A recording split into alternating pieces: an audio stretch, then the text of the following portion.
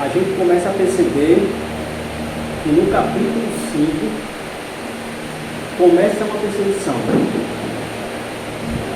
E essa perseguição, ela vai aumentando de forma gradativa. Os primeiros discípulos, eles são presos. Depois, eles são presos e açoitados. E o versículo, acho que no capítulo 5, fala que eles se conferenciavam entre si para ver como mataria os apóstolos. Então veja que o que vai culminar na morte de Estevão, ele já vem planejando antes. É uma perseguição gradativa. Estevão, ele é o primeiro mártir cristão, o primeiro mártir da igreja. E o que é um mártir? Um mártir é alguém que morre por causa da sua fé. Aquele que morre ao não negar a sua fé. Então Estevão, ele inaugura, de fato, a perseguição à igreja. É aqui que começa a perseguição à igreja. E a gente vê que as coisas elas começa pequena e vai crescendo. E culmina no discurso de Estevão. A gente vê aqui que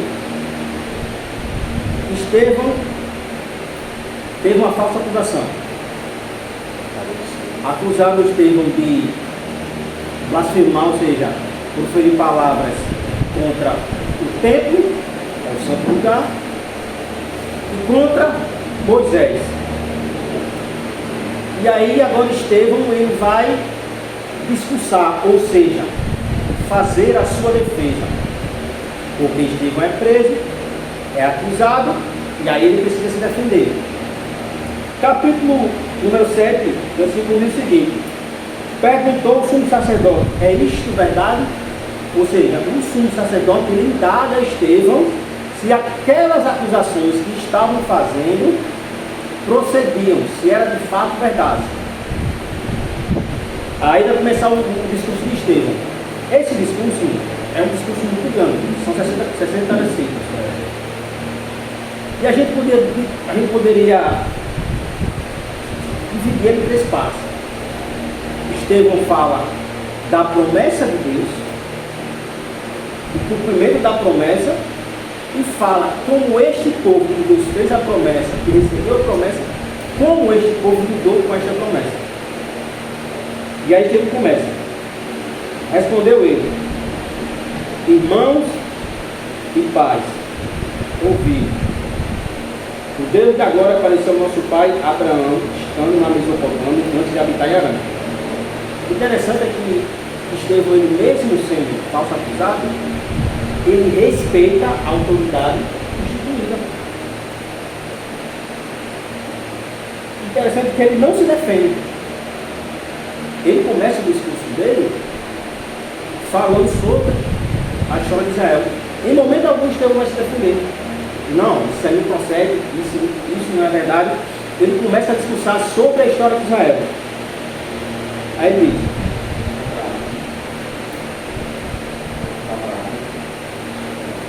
aí ele diz assim, no capítulo 13: e disse: sai da tua terra, da tua parentela, e vai para a terra que eu te mostrarei.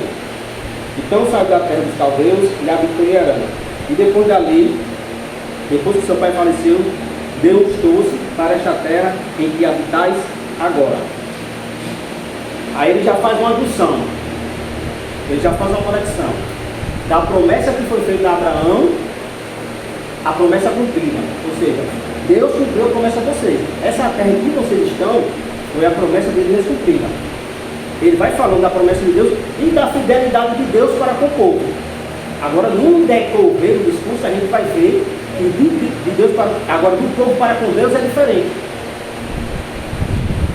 Versículo 5: ele não lhe deu nela herança, nem ainda de um palmo. Prometeu-lhe, porém, que lhe daria a posse dela, e depois dele a sua descendência, embora naquele tempo não tivesse filho. Note que ele fala descendência. Só que para o judeu, para quem era descendente de Abraão, era somente descendente físico. ou seja, aquele que era descendente natural, ou seja, da linhagem judaica.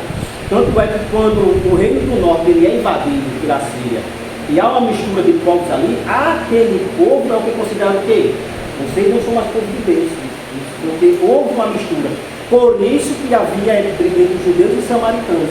Porque para ele aquele povo não era mais povo de Deus, porque eles eram misturados. Vocês não são mais povo, vocês não são da linhagem de Abraão, porque houve uma mistura. Só que o apóstolo Paulo, como a gente comentou aqui, o apóstolo Paulo vai falar que a descendência de Abraão são os filhos da fé, e não a descendência natural. Que o apóstolo Paulo, nem todos que são de Israel são israelitas. Por quê? Porque não é a descendência natural que é contada como filho, mas os filhos da fé, ou seja, a descendência de Abraão. Porque Abraão ele foi justificado pela fé. E ele continua no discurso dele. Deus falou assim para Abraão: a tua descendência será peregrina em terra alheia, e a sujeitarão à escravidão e maltratarão por 400 anos. Aí ele fala: eu, porém, julgarei a nação e os tiver escravizado. Disse Deus: depois disso sairão e servirão neste lugar. E deu-lhe a aliança da circuncisão. E Abraão gerou Isaque, e o circuncidou ao oitavo dia. Isaque gerou a Jacó, e Jacó os 12 patriarcas. Interessante que quando ele fala aqui de Isaque, a palavra diz que nós somos filhos da promessa com Isaque. E o que significa isso? Isaque, ele nasce da promessa de Deus, ou seja, da palavra. Então nós nascemos também da palavra de Deus, ou seja, nós somos filhos da fé, porque Isaac nasce da promessa pela fé de Abraão. Da mesma forma nós nascemos da palavra de Deus. Aí ele continua, versículo 9: os patriarcas, movidos de inveja, venderam José para o Egito. Mas Deus era com ele, e o livrou de todas as suas tribulações, e lhe deu graça e sabedoria perante Faraó, rei do Egito, de modo que o constituiu governador do Egito de todo o seu palácio. Note que agora ele vai começar um discurso, e agora ele introduz um discurso, uma perseguição. A igreja ela começa a ser perseguida, e aí ele agora vai introduzir um discurso da perseguição. Olha, José, ele foi perseguido pelos patriarcas. Agora, interessante que José, ele é uma figura de Cristo. José foi vendido, José foi traído, José foi acusado falsamente, José foi preso. E quando José ele se torna governador do Egito, o nome que se dá a José é o quê? Zafinado Pândrea. Significa o quê? Salvador do mundo. Então José ali é uma figura de Jesus. Então quando eles falam que um patriarca, os patriarcas, segundo o José, começa a perseguir José, isso está apontando para Jesus. É que você está querendo dizer isso. Você está perseguindo. Então ele começa a introduzir essa perseguição. Versículo 11, é isso? Isso. Sobreveio então a todo o país do Egito. Não, versículo 10. Exatamente. Versículo 11. Sobreveio então todo o país do Egito, em Canaã, fome e grande sofrimento. E nossos pais não achavam alimento. Tendo, porém, ouvido Jacó que o Egito havia trigo, enviou nossos pais pela primeira vez. Na segunda vez, José fez reconhecer os seus irmãos e manifestou a sua linhagem a Faraó. José mandou chamar seu pai, Jacó, e toda a sua parentela, que era de 75 pessoas. Eu não sei se os irmãos lembram, quando José está lá no Egito, e aí quando Jacó morre, o que é que os irmãos de José dizem?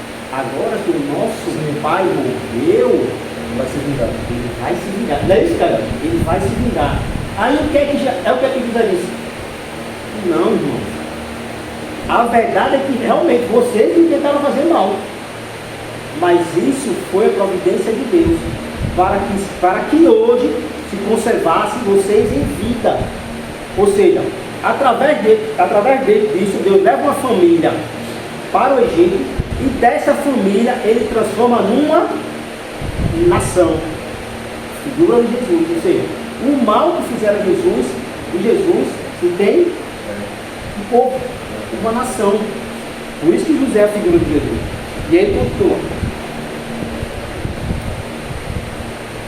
Jacó desceu ao Egito, onde morreram eles, nossos pais. Seus corpos foram levados para Siquém e colocados na sepultura que Abraão comprara por certo dinheiro aos filhos de Amor, pai de Siquém. Versículo 17. Aproximando-se, porém, o tempo da promessa que Deus tinha feito a Abraão, o povo cresceu e se multiplicou no Egito. Ou seja, o povo se formou a nação. Então se levantou outro rei que não conhecia José.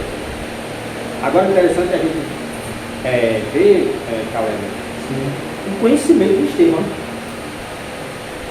Ele vai falando de uma forma muito assim, incrível, né? Ele vai esmiuçando toda a história de uma forma incrível.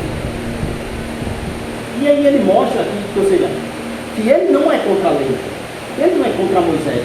Essa acusação que você tem, ele não consegue, porque eu conheço a lei de Moisés. Tanto é que ele começa a discorrer sobre isso. Não, conheço, eu sei o que estou falando. Ele continua. Aqueles anos de maldade contra o nosso povo, maltratou os nossos antepassados a ponto de forçá-los a abandonar suas crianças para que não se multiplicassem. Nesse tempo nasceu Moisés, que era muito famoso e foi criado 3 meses na casa de seu pai. Ao ser abandonado, tomou a filha de Faraó e o criou como seu filho. Moisés foi educado em toda a ciência dos egípcios e se tornou poderoso em palavras e em obras. Quando completou a idade de 40 anos, Moisés decidiu ir visitar seus irmãos, os filhos de Israel. Vendo um deles sendo maltratado, defendeu-o e vingou ofendido, matando o egípcio. E ele pensava que seus irmãos, ou seja, Moisés, entenderia que Deus lhe havia de libertar pela sua mão, mas eles não entenderam. No dia seguinte, apareceu-lhes quando brigavam dos filhos de Israel, e quis levá-lo à paz, dizendo: homens, sois irmãos, porque vos feris um ao outro. Interessante isso, né? Quando ele começa o discurso, Deus, o que é que ele fala? Irmãos, pais. Não, o que ele está dizendo? A gente não é inimigo. A gente não é inimigo. A gente tem a mesma lei, nós temos o mesmo Deus, nós temos a mesma linhagem, nós temos o mesmo costume, a mesma cultura. Não somos inimigos, nós somos irmãos. E aí fala aqui, ele começou a ferir um outro. É como eu falei, por que vocês estão me ferindo? Vocês estão me perseguindo? Porque se vocês levantaram falsas testemunhas para me acusar. E aí ele continua. O que ofendia o seu próximo, o empurrou, dizendo a Moisés: quem te nomeou líder e juiz sobre nós? Queres tu matar-me como onde mataste o egípcio? E a esta palavra fugiu Moisés, que esteve como estrangeiro na terra de Midian, onde teve 2 filhos. Completados, porém, 40 anos, apareceu o anjo do Senhor no deserto do Monte Sinai, numa chama de fogo e uma sarça ardente. Então Moisés, quando viu isto, se maravilhou da visão e, aproximando-se para observar, ouviu a voz do Senhor, dizendo: eu sou o Deus de meus pais, o Deus de Abraão, o Deus de Isaac, o Deus de Jacó. E Moisés, tremendo, não ousava olhar. Então disse o Senhor: tira a sandália dos teus pés, no lugar em que estás, é terra santa. Tenho visto atentamente a aflição do meu povo que está no Egito, e ouvi o seu gemido e desci para livrar. Agora vem e enviarei ao Egito. Agora interessante que quando a gente desce por esse versículo 25, diz assim: Moisés, quando matou o egípcio, ele pensava que fazendo isso, os seus irmãos hebreus entenderiam que Deus ia dar liberdade deles através de suas mãos. Quando Deus chama Moisés, 40 anos depois, na sarça, disse: eu vou te ver. Até que Moisés disse: não, que é isso, eu sou pedaço de mim, não sei falar. Então, é interessante, né? E Moisés quis antecipar o tempo de Deus. Ou seja, para tudo é um tempo. Para tudo é um tempo. Aí quando Deus de fato quis enviar Moisés, Moisés disse: não, agora não, agora não. Agora que o seu capacitado não, eu tenho uma capacidade. Agora que o seu capacitado não. Aí diz, a esse Moisés, ao qual havia negado, dizendo, quem que não nomeou líder e juiz? A esse viu Deus como líder e libertador pela mão do homem que apareceu na sacerdente. Note que ele vai falando de perseguição e de negação. Ele fala de Moisés, aí ele diz, quando Moisés se levanta querendo libertar o povo rejeita. Quem foi que nomeou o líder ou juiz sobre nós? Aí está dizendo, mais tarde, este Moisés, quando foi enviado, este Moisés que foi negado. Esse versículo 33. Na minha congregação tem uma irmã que ela só vai para a igreja, toda vez que ela vai na igreja, ela vai na igreja com sandália. Essa sem sandália aí está ligada à humildade, à reverência, ou é alguma coisa ligada ao Deus que Moisés servia, ou não, ele não servia outro Deus, mas talvez ele usasse uma sandália que, alguns estudos já dizem que nessa sandália tinha um emblema do Deus do Sol, né, que é o Deus Ra, né, eu não sei. E aí provavelmente ele estava com essa sandália e quando Deus conversa com Moisés, diz, Moisés, tira a sandália aí, porque essa sandália aqui não pode entrar aqui não, porque o lugar é seu. Nesse sentido aí, eu descarto essa questão da sandália, porque já fazia 40 anos que Moisés estava em Midian. Ou seja, Moisés já tinha fugido do Egito, já fazia 40 anos. Então provavelmente eu acho que não seria essa, a não ser que ele mesmo confeccionasse, né? Com um costume, realmente com um costume que ele trouxe, né? Que ele foi educado pelo egípcio, ele aí possa ser que ele mesmo, né? É uma tese. Mas assim, eu vejo como reverência, uma reverência. Porque quando a gente vai ver lá em Isaías, no capítulo 6, que os serafins são dentro de Deus, diz que eles têm 6 asas, com 2 cobrem os pés, com 2 olhos e com 2 cobrem o rosto, né? Então eu acho que esse cobrir pés, eu acho que é um sinal de reverência. Creio eu que sim, sinal de respeito, sinal de reverência. Tem alguma simbologia nisso? Né? Tem, é local. Essa irmã, a irmãzinha, ela tem que aprender o conceito de igreja primeiro, né? A questão de você, essa questão de lugar santo, não existe mais essa questão de um lugar santo fixo, né? Até hoje no Oriente Médio, aqui até comenta, até no Oriente Médio, lugares santos, em alguns lugares você entra descalço. Se você for numa sinagoga muçulmana, você entra descalço. Então, a linguagem, naquele momento de reverência, para o que é sagrado, provavelmente seria tirar as sandálias dos pés. Eu vou pegar até um paralelo hoje. Né? Vou pegar até um paralelo hoje. Quem tem assistido de futebol, quando o jogador está no estádio do adversário, ele faz um gol e tem um escudo do adversário, ele não pisa no escudo do adversário. É sinal de respeito. Quando Jesus está falando lá aqui, por exemplo, ele fala, olha, não jogue a pérola nas costas, porque se você já vai jogar, ele vai ele não tem que ter sagrado, não tem que ter precioso. Então eu acho que essa questão dos pés é exatamente isso, um sinal de respeito, de reverência, de não pisar naquilo que é santo, né? de tratar com devido respeito, com devido valor. Eu vejo dessa forma. Então, a mesma coisa você poderia perguntar. Por que quando o povo judeu se humilhava, eles pegavam cinza, pano de saco? Apava a cabeça. Deus era a linguagem daquele povo no que significava o mais baixo grau de humilhação.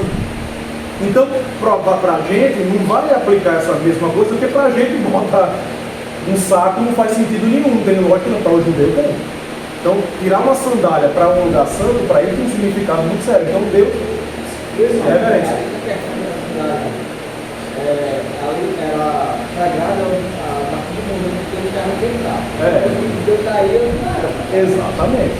Por isso que eu falei a questão de Então, o conceito, os costumes que eles levavam no seu corpo, nas suas práticas, posteriormente eles deveriam ser aplicados nas suas vidas espirituais. Espiritual, como a circuncisão. A exemplo de Jesus disse, olha, eu quero que vocês rasgarem as vossas roupas, né? Isso. Rasgam os corações de vocês, né? Assim? A circuncisão, que é a circuncisão para a gente hoje, não é mais a cirurgia. É você se despojar da sua natureza pecaminosa. Então, é isso. A irmã ela tem que tirar. O véu para ela ainda não rasgou depois.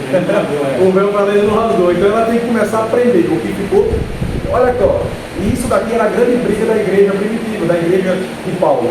Era falar para os irmãos, teve até o concílio, né? O que ficou no passado e o que a igreja vai fazer.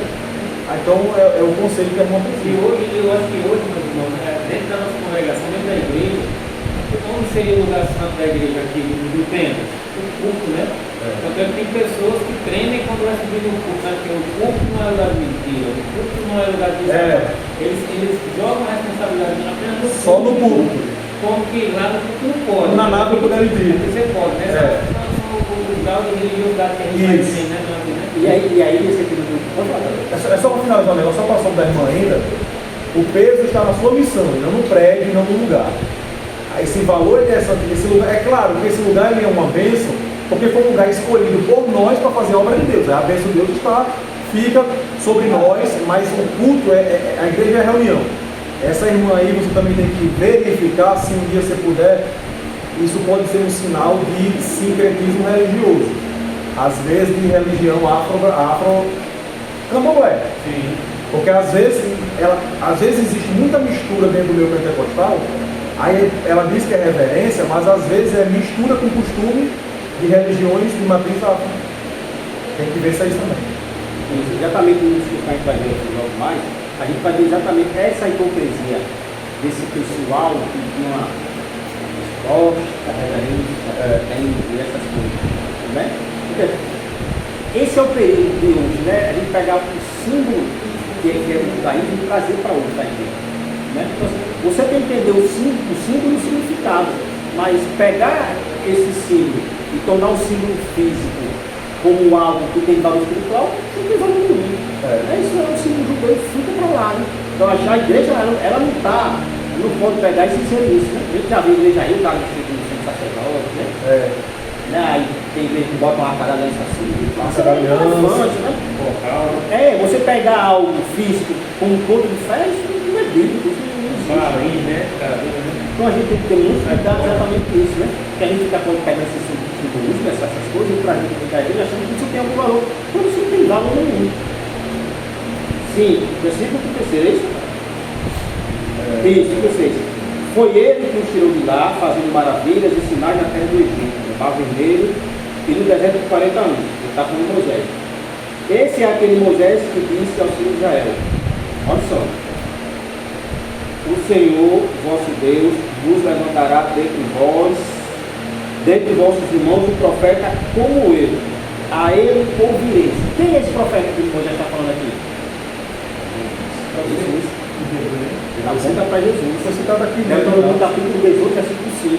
Então, quando ele fala desse profeta, é exatamente Jesus. Ou seja, ele vai no discurso, Deus vai fazer um discurso e vai mostrando que o Deus que fez a promessa, ele vai cumprindo a promessa.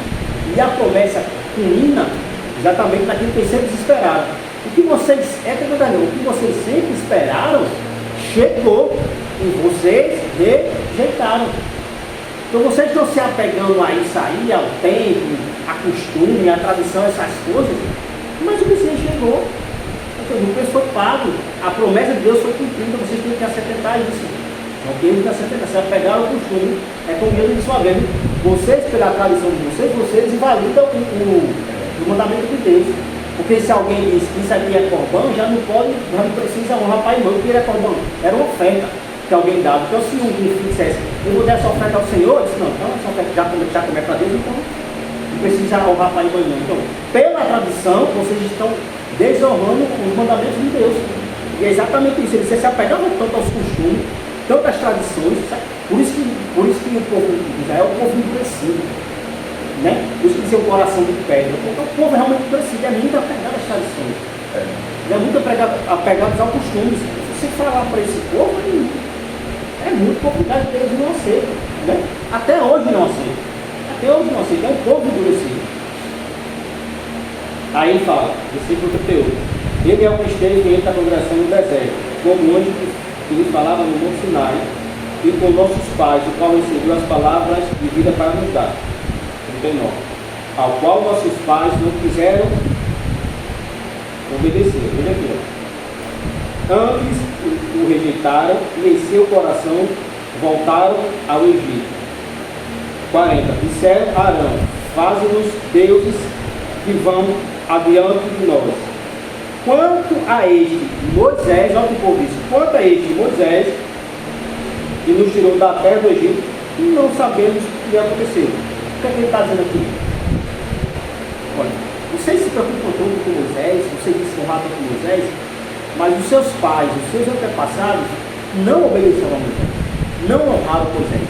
E note que ele produz aqui isso aqui no discurso, porque mais lá na frente, ele vai falar, vocês são da mesma forma. Ou seja, vocês seguem a pisada dos vossos antepassados. Se os pais, antepassados, rejeitaram Moisés e seu coração quiseram voltar ao Egito, né, naquela passagem quando Moisés está 40 dias no mundo, e aí o povo diz, o que aconteceu com Moisés, não vem mais? Aí disseram, olha, faz um dedo. A gente está conversando sobre isso, é uma irracionalidade muito grande. Passa uma vez, Deus dá o livramento do povo, aí Moisés passa 40 dias no monte, a povo chega e para. Ele faz um Deus para a gente. Aí Arão constrói o bezerro de ouro, o povo começa a adorar. Gente, como que eu? Isso é irracional. Como que eu vou construir meu próprio Deus? Eu construí um Deus que me livrou. Eu, pelo mesmo, não podia me livrar. Não podia sair da terra do Egito. Então, esse Deus que eu construí foi o Deus que me livrou. O povo era tão irracional, o povo estava num momento tão assim, idólatra, porque viveu 4 anos do Egito. Né? Então, o povo viveu, era idólatra. Então, por que o bezerro? Porque o bezerro também era uma imagem sagrada, né, no Egito. Por isso que o bezerro deles fizeram. Então, o povo está tão idólatra que não perceberam nem a loucura. Porque isso é loucura, isso não faz sentido. Como é que eu construo o meu Deus que vai me salvar? É irracional, gente, isso não tem sentido algum. Jeroboão fez isso também. E aí ele, o que é que ele faz? Só você, os pais fizeram isso, aí ele vai continuar e vai chegar no pessoal. Aí 41, naqueles dias fizeram o bezerro, oferecendo sacrifício ao ídolo e se alegraram nas obras de suas mãos. Deus, porém, se afastou e os entregou ao culto dos corpos celestes, como está escrito no livro dos profetas. Aí ele vai aqui citar Amós, né? Ofereceste-lhes vós ofertas de sacrifício no deserto por 40 anos, Deus questionando a nação, né? Antes tomaste o santuário de Moloque e a esteira de vosso Deus Refã, o Deus egípcio. Imagens que vós fizeste para as adorar. Eu vos levarei, pois, para além da Babilônia. O que é que ele está dizendo? Vocês no deserto, nem vocês me adoraram. Vocês não ofereceram sacrifício. Vocês ofereceram sacrifício aos deuses, aos ídolos. Vocês não ofereceram sacrifício. Como castigo, vou levar vocês para o cativeiro. Capítulo 40, não, versículo 44. Estava entre nossos pais no deserto o tabernáculo da aliança, como ordenar aquele que disse a Moisés, e o fizesse segundo o modelo que tinha visto. E aí ele começa, né? Porque o templo, ele é construído no modelo do tabernáculo. Primeiro ele dá o modelo do tabernáculo, e aí sim, depois que deu o templo. E aí ele primeiro dispõe sobre Moisés, vira essa falsa acusação que ele estava contra a lei de Moisés, ou contra o costume de Moisés, ele vai explanando, e aí agora ele vai rebater agora a outra falsa acusação, que ele é contra o templo. Aí ele começa no versículo 44. Versículo 45 agora. O qual nossos pais, recebendo, também o levaram com Josué, quando entraram na posse das nações que Deus expulsou da presença de nossos pais até o dia de Davi. 46. Que achou graça diante de Deus e pediu que pudesse providenciar a habitação para o Deus de Jacó. 47. Foi, porém, Salomão quem construiu a casa, ou seja, o templo. Quem construiu o templo foi Salomão. Aí ele vai citar mais uma vez aquele que cita Isaías. Aí só vocês estão preocupados tanto com o templo. Agora note que esse povo, galera, que supostamente estava preocupado com o templo, era aquele povo que Jesus disse que estava fazendo o quê? Vocês estão fazendo a casa do pai, um covil de ladrões. Então o povo que supostamente gostava do templo, tinha aquele povo sagrado, estava fazendo um covil de ladrões. Os próprios saduceus que eram responsáveis também por administração do templo. Então olha só, a hipocrisia deles. Eles não estavam preocupados com Deus, com o templo, com nada. eles estavam preocupados em manter a posição deles como liderança de Israel. Porque disso eles tinham benefício. E aí Jesus ele fala naquele sermão contra de vocês, escribas e fariseus, né, que devoram as casas da viúva com pretexto às orações prolongadas. Ai de vocês, Jesus vai discorrendo sobre isso, que vocês são hipócritas, vocês são fariseus, vocês são falsos. Porque vocês fazem uma coisa, mas você não faz com a verdadeira intenção. Vocês oram em pé, mas oram em pé para mostrar que é de Deus, né? Quando jejua, desfigura o rosto para mostrar que está jejuando. Então vocês são falsos, vocês são nada de Deus, vocês não têm nada de Deus. E aí esse povo que estava supostamente se preocupando com Deus, ele disse: vocês saem da minha casa com ladrões, vocês saem da minha casa bagunça, vocês não honram nada da minha casa. Aí ele fala lá em Isaías, no capítulo 66, ele cita: o Altíssimo, porém, não habita em templos feitos por mãos humanas, como diz o profeta. Agora ele vai falar Isaías: o céu é o meu trono, a terra o estrado dos meus pés. Que casa me construirei, diz o Senhor. Qual é o lugar do meu descanso? Não fez a minha mão todas essas coisas? Aí 51. Homens obstinados, ou seja, teimosos, duros, né? Incircuncisos de coração. O conceito de circuncisão. O pacto não é externo. Por que eu estou dizendo? O pacto não é externo, não, meu amigo. Não é você usar o prepúcio, não. O pacto é no coração. O pacto é interno. O pacto é de dentro para fora. É isso que importa para Deus.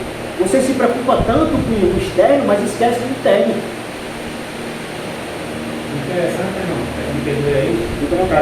Na minha Bíblia diz assim: homem de dura serviço. E aí parece que essa serviço é esforço daqui. E aí impede os homens de se inclinar. Exatamente. Consegue andar apenas com o queixo levantado. Exatamente. A cervical ela não permite. Porque os homens de dura serviço não consegue se inclinar, exatamente. Aí eles, vós sempre, olha só, isso aqui é muito forte. Vós sempre resistis ao Espírito Santo. Olha só o que ele vai dizer. Assim vós, aí pegou pesado. Aí pega. Assim vós sois como vossos pais, os vossos antepassados. O que é que ele está dizendo? Vocês não têm nenhuma diferença. Nenhuma diferença.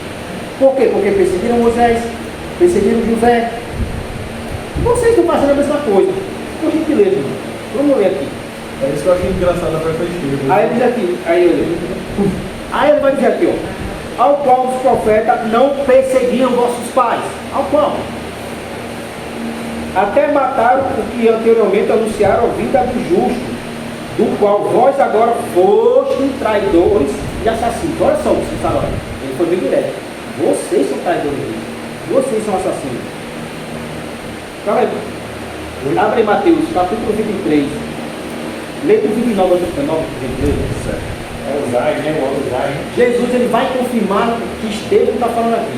23, o quê? Do 29 ao 39. Por exemplo. Certo, 29. Ai de vós, escribas e fariseus, hipócritas, porque edificais os sepulcros dos profetas, adornais os túmulos dos justos, e dizeis: se tivéssemos vivido nos dias de nossos pais, nós teríamos sido seus cúmplices no sangue dos profetas. Lá Paulo. Entenderam? Ele diz: vocês são como os nossos pais. Olha o que ele está dizendo. Ai de vocês que adornam o sepulcro dos profetas. Ele diz que se vocês vivessem naquele tempo, jamais vão ser cúmplices. Jamais iam fazer isso. É o que ele está dizendo. Vocês são a mesma coisa. Aí Jesus vai continuar. Continue. Assim contra vós mesmos testificais que sois filhos dos que mataram os profetas. Enchei vós, pois, a medida de vossos pais. Serpentes, raça de víboras, como escapareis da condenação do inferno? Por isso, eis que eu vos envio profetas, sábios e escribas. A uns matareis e crucificareis, a outros açoitareis nas vossas sinagogas e perseguireis de cidade em cidade, para que sobre vós recaia todo o sangue justo derramado sobre a terra, desde o sangue do justo Abel até o sangue de Zacarias, filho de Baraquias, a quem matastes entre o santuário e o altar. Em verdade vos digo que todas estas coisas hão de vir sobre a presente geração. Mateus, né? É. Ele falou de Jerusalém que mata. Sim, era até o 39, né? Tá. Jerusalém, Jerusalém, que matas os profetas e apedrejas os que te foram enviados. Quantas vezes quis eu reunir os teus filhos, como a galinha ajunta os seus pintinhos debaixo das asas, e vós não o quiseste. Eis que a vossa casa vos ficará deserta. Declaro-vos, pois, que desde agora já não me vereis, até que venhais a dizer: bendito que vem em nome do Senhor. Quando se cumprirá esse bendito que vem em nome do Senhor? É quando Israel está atuado, e a nação está contra Israel, e aí ele clama, e aí desce Jesus, que é o Messias esperado. É aí que ele bendito, aí bendito que vem no Senhor. Quando ele vê o Messias, quando pisar no Monte das Oliveiras, aí que ele fala assim: bendito que vem no Senhor. Ou seja, vocês não vão ver, vocês vão ver naquele dia. Vejam que o discurso de Jesus é o mesmo de Estevão, ou seja, o discurso de Estevão é o mesmo de Jesus. Né? Ou seja, o que é que diz, ó, Jerusalém, Jerusalém, que apedreja os demais profetas que estão sendo enviados. Estevão está onde? Estevão está em Jerusalém. Ou seja, para que recaia sobre Jerusalém todo o sangue. Essa é muito forte, desde Abel. Até onde? Até o falar bem ainda. Não esqueça. Mas desde Abel. Ou seja, por quê? Porque Jerusalém, ou seja, os judeus, eles são os guardiões da palavra. Como a Bíblia diz, Deus diz: eu me constituí para ser luz dos gentios. Ou seja, vocês são referências. Vocês têm o oráculo de Deus, vocês têm a palavra. Então vocês têm que ter um procedimento diferente. Só que eles não fizeram isso. É por isso que há um julgamento para eles. E aí a gente vai agora falar sobre a morte de Estevão. No versículo 54 para a gente finalizar. Olha só o que acontece. Ouvindo eles isto, iravam-se em seu coração e rangiam os dentes contra ele. Ou seja, a ira era tão grande que eles ficavam tão grandes que rangiam os dentes. Aí Estevão, ele porém cheio do Espírito Santo, olha só o que Estevão diz: fixando os olhos no céu, viu a glória de Deus e Jesus que estava à direita de Deus, e disse: olhai, eu vejo os céus abertos. Olha só que imagem que ele vê, né? E o filho do homem que está em pé à direita de Deus. Aí o versículo 57. Eles quem? Os painéis, os sacerdotes, os principais.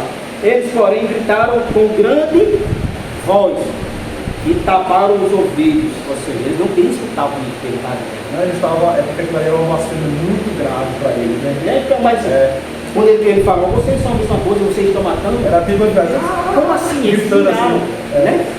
Ou seja, vocês confirmaram, ou seja, vocês pediram que o sangue recaísse sobre vocês mataram, vocês que é o mesmo procedimento, agora de ódio e fúria, mas para ele, eu acredito também que era porque foi a visão que ele falou.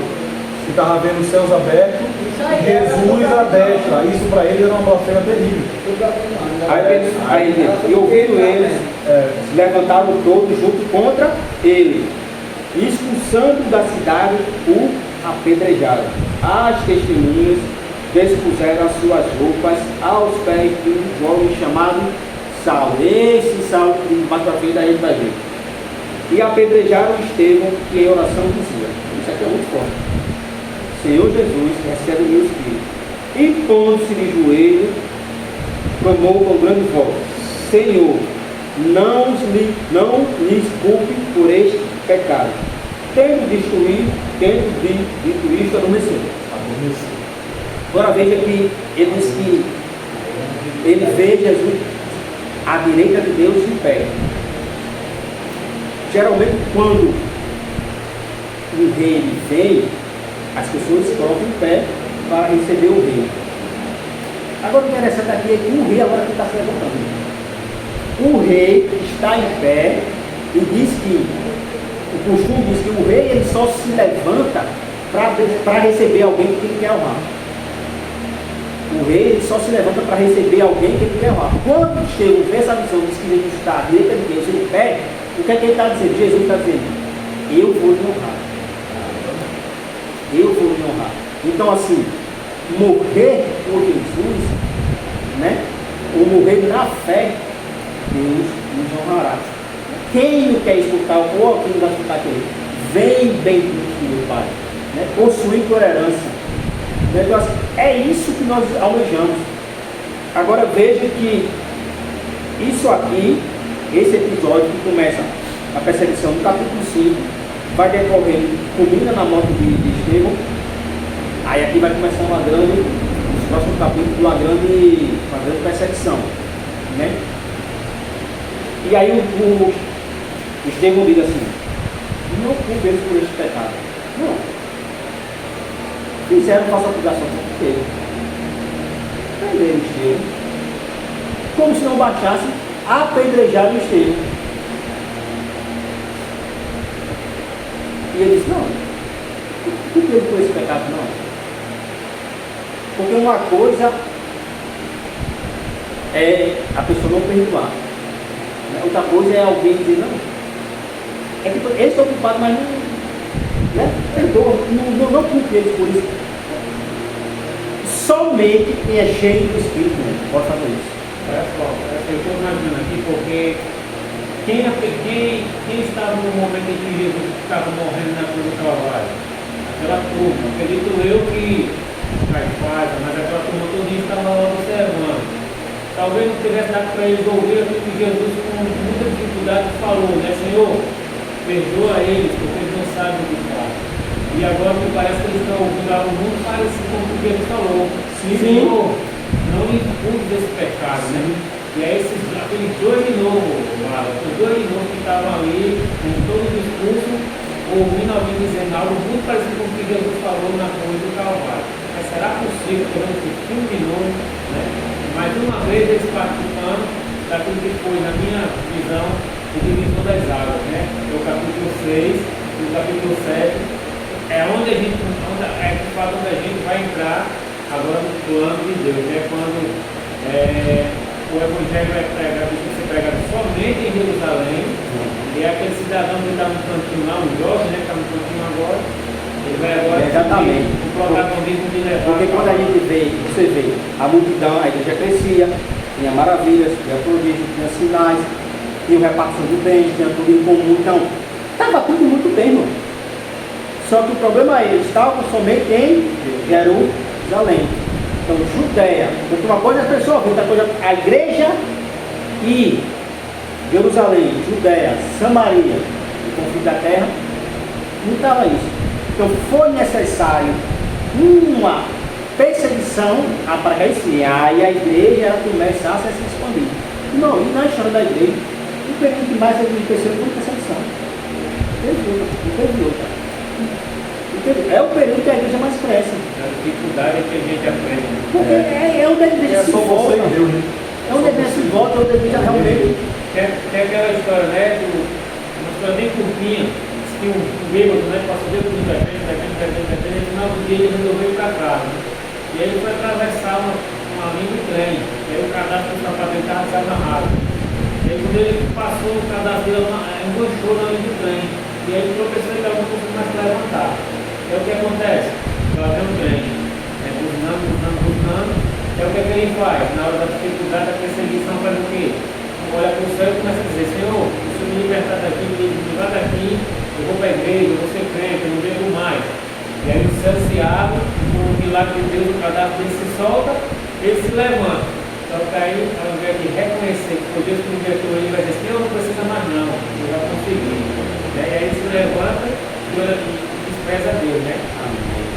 Só para Rapaz, nessa aí que nós está falando aí, de que é que ouviu essa noite, eu ouvi assim, três pontos bastante importantes, né? O primeiro ponto, explicativa. É a misericórdia do Senhor, como tem aumentado no dia que a gente vive hoje, né?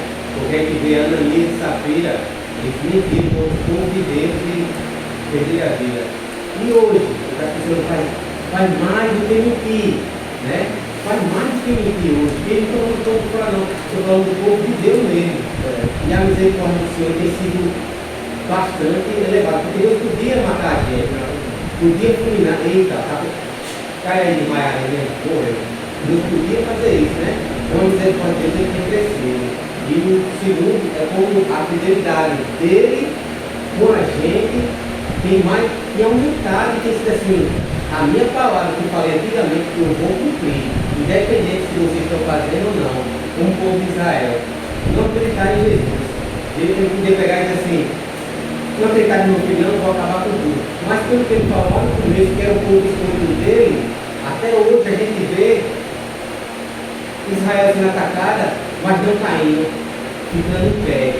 Né? Então é a fidelidade de Deus para o homem. E a gente vê essa parte aí, a fidelidade de Deus, a fidelidade do homem com Deus. Ele fez o quê?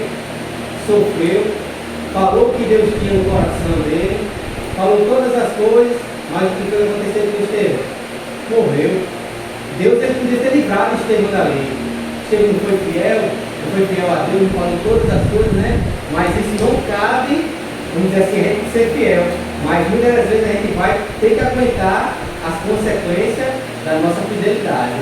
Né? Muitas das vezes um irmão ser tanto fiel assim, olha, quer ser crente demais, quer ser santo demais, por causa do quê? Da fidelidade daquele crente para com Deus. Mas não quer dizer que a gente não vai ganhar a recompensa que Estevão ganhou. Estevão morreu, mas foi o primeiro mártir, e ele viu Deus. E é interessante que a gente prega, como já está falando ali. A gente prega o quê? Jesus está assentado do lado do trono de Deus. Está assentado. Mas na visão de Estevão, Jesus estava em pé. É como o pastor já falou, e eu acrescento mais. É como se Jesus estivesse recebendo Estevão. Se levantou do trono para receber Estevão, né? Então a fidelidade totalmente diferente. Totalmente diferente do que Ananias e Safira tiveram. Não tiveram fidelidade com Deus e pagaram um preço grande. E ele teve a fidelidade com Deus, pagou o preço, mas vai receber uma grande vitória lá no céu, né? Em Estevão se cumpre ser fiel até a morte. Até a morte. E ele A questão de mentira, de pecado, essas coisas, hoje a gente não é criminado. Naquela atrás era, mas hoje não é a morte física, é a morte espiritual. Ele passa 10 anos na igreja, mas ele não conhece Deus, não tem intimidade com Deus, ele está muito espiritual. Lembra que a gente falou isso agora no início, a gente está falando sobre essa questão, a gente estava comentando isso porque as pessoas morreram, foram fulminadas, mas qual foi o testemunho? Tem um testemunho de pessoas que brincaram com Ananias e Safira, mas até a hora nunca conseguiu se levantar. Uns vão voltar para a misericórdia de Deus, outros não vão conseguir voltar. Porque brincaram em secreto. É verdade, essa reflexão é agora. Alguém mais? Fala, comentário, alguma pergunta? Irmã Emília? Algum comentário, alguma pergunta? Irmão, essa pregação aí, perceba que a pregação de Estevão, eles vieram, Estevão veio, não é engraçado que ele só foi dar um burro no final, né? Ele veio da sequência. É, uma pregação linda, mas perceba que o que é que ele estava falando? O que vocês fizeram foi o que o povo de Israel fez a vida o tempo todo, rejeitando, né? Ele foi mostrando o que ele estava rejeitando o plano de Deus. Interessante que ele passou para eles o que eles já examinaram há muito tempo, que era a lei dos profetas. E lá está no questionamento. Ele se relembrar daquilo que ele tanto estuda, que ele tanto estava analisando, está aqui, ó. Vocês tanto estudam na lei, e vocês não erram na lei. Exatamente. Acho que a ira deles foi tão grande, irmão, que eles perderam o senso do perigo, sabe? Porque a gente leu há pouco mais atrás que eles não usaram nada contra Pedro, contra os outros, por quê? Com medo de serem mortos pelos que estavam com ele, né? Exato, ser apedrejado, né? Vamos matar, quem pode ser apedrejado o povo que está aí fora. Isso aconteceu também com Jesus. Você vê que aconteceu também com Jesus. É por isso mesmo, mas parece que eles não conseguem se conter, né? Eles trincam os dedos, né? Eles arranjam os dedos. É como se aquela situação todo mundo não estivesse mais ali. Se é que morrer, vamos morrer todo mundo. Vamos matar o Estevão aqui, porque a gente está com Jesus, a gente está com tudo aqui, então. E com Jesus, ainda levam ele para Pilatos, não sei não. Ele mesmo junto, ele não vai embora não. Porque não era permitido, porque eles estavam sob a jurisdição de Roma. Eles disse, não, e agora vamos fazer pelo nosso jeito mesmo, não tem mais Pilato não. Vamos fazer a hora do nosso jeito. E hoje em dia ainda continua assim, do mesmo jeito. Vai falar de Jesus lá para eles? Eles não sei. Continua com a mesma fidelidade, como você falou, aos pais dos pais deles, foi passando um para o outro, e ainda continua lá. Deus vai ser tão misericórdia quanto aquele povo. É uma misericórdia, é um amor bastante interessante. Deus com aquele povo lá. Essa construção do terceiro tempo que estamos falando agora aí é bíblica essa construção. Rapaz, aquele tem já tem um projeto. Há uma discussão, né? Quando Jesus fala ali, quando diz que a abominação da revelação está no lugar santo, então esse lugar santo de alguns, né, que se refere seria esse templo, né? Porque o lugar santo, né, um lugar santo para o judeu é o templo, né? Pronto. Qual é o lugar santo? Você vai ter um lugar santo. Jerusalém é o lugar santo. E em Jerusalém qual é o lugar santo? O templo. E dentro do templo qual é o lugar santo? O santo do céu. Então é uma sensação de lugar santo, né? Então esse lugar santo que ele diz, teria que inserir quando o anticristo tiver nesse lugar santo que seria o templo. Que seria o templo, né? Há uma discordância, mas O pessoal tem que estar em cima do Santo dos Santos lá, né? Aquela cúpula, que eu esqueci o nome dela. Aquela cúpula que é da muçulmana, eles é que estão, olha só, o que Deus deixa fazer, permissão de Deus, deixa que os muçulmanos construam, aquele não é o templo muçulmano não, tem outro nome, eu esqueci, construam em cima do Santo dos Santos. O projeto ali é eles que administram. Eles que administram. Ali é o cume, é o dono da rocha. É o dono da rocha. Isso aí interessante, que é Israel. Israel, não era para estar ali, não. eles construíram no lugar do templo. É que eles são de Meca, mas querem também Jerusalém como terra santa, que é para eles também. Tanto é que É uma conflito político aí. tem até a porta, né, que diz que a Jesus não vai colocar a porta, vai entrar por aquela porta, e eles fizeram até um cemitério, né, dessa porta, porque eles não podem pisar, né, onde tem montes, né? Por isso, quando lá em Apocalipse capítulo 17 que fala da mulher montada sobre a besta, que essa mulher está embriagada com o sangue dos santos, dizem que ali essa mulher é Jerusalém. Por isso que a gente fala do sangue dos santos. Ou seja, desde Jerusalém, desde Abel, vai recair todo o sangue dos santos, vai recair sobre Jerusalém. Então muitos falam que aquela grande mulher que está montada sobre a besta é Jerusalém. Tanto é que fala que a grande cidade é destruída. E a cidade que reina sobre o reino, leva os reis, que a cidade reina sobre os reis. Por isso que Jerusalém ela é tão disputada. Ao longo da história, Jerusalém é tão disputada. Porque Jerusalém, para o muçulmano, historicamente não tem valor nenhum. É interessante que aos nossos olhos a gente está vendo que não vai nada se encaixar. Mas tudo que está acontecendo já está no plano de Deus. Né? Essa guerra, esse negócio, tudo já está tudo nos planos do Senhor para quê? Para a coisa vir se encaixar naquilo que vai estar já planejado para a vida dele. Amém. Amém? Amém. Vamos orar. Encerrando, agradeço a presença de vocês.